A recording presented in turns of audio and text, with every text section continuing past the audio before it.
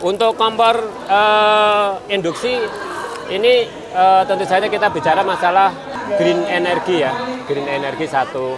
Tapi sebenarnya induksi ini untuk tingkat kepanasannya kan sebenarnya lebih cepat daripada kompor-kompor listrik yang lain ya. Tapi ini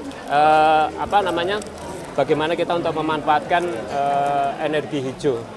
Dan ini lebih murah daripada kita menggunakan LPG.